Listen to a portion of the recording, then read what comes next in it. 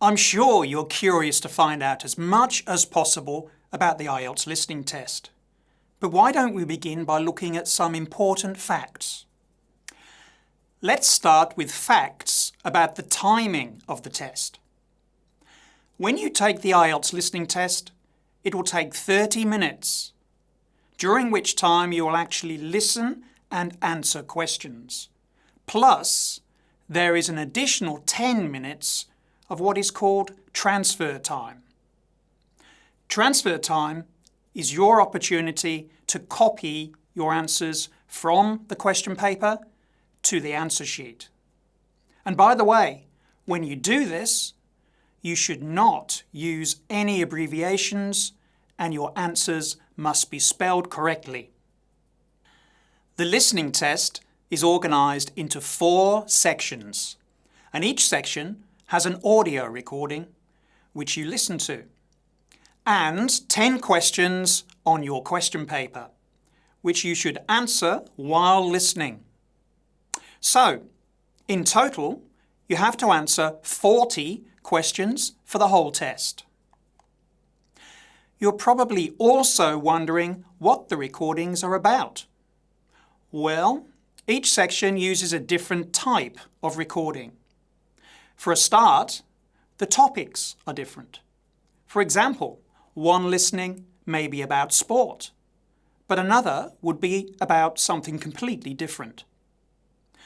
But also, some are monologues, that is, with one person speaking, while others are dialogues, with 2 or even more people having a conversation. Why don't I give you some more detailed information about this?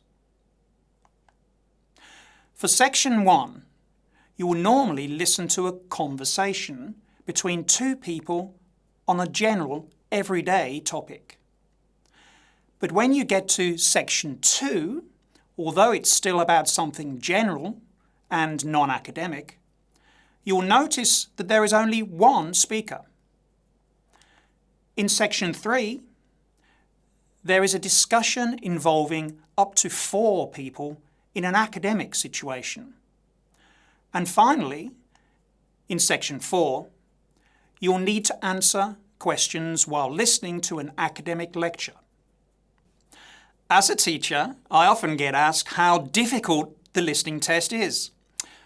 Well, that varies from person to person.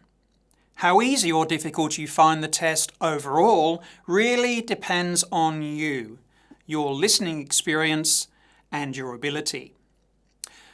But I can say that the listening test is designed to increase in difficulty as the test goes on. So section 1 is usually the easiest to complete, but section 4 is the most difficult. You should also remember that you can only listen to the test once. You can't listen again if you missed something. To prepare well for the IELTS listening, you need to get practice in all of the 7 possible question types.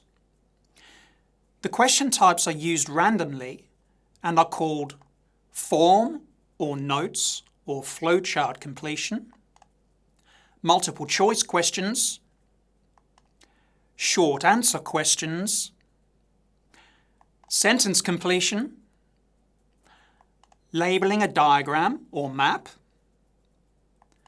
classification, and finally, matching. You will be able to practice answering these types of questions in this course. So, what happens to your test when you've finished? Well, it's marked and 1 point is given for each correct answer. Remember, you will lose points for incorrect spelling. The total number of points is then converted into an IELTS band score for listening. For example, 6.0 or 7.0. It is also possible to be given a half band score, such as 5.5. So, now you have some basic information. But remember, Although these facts are important background knowledge, there is a lot more to learn which will help you do well in the IELTS listening test.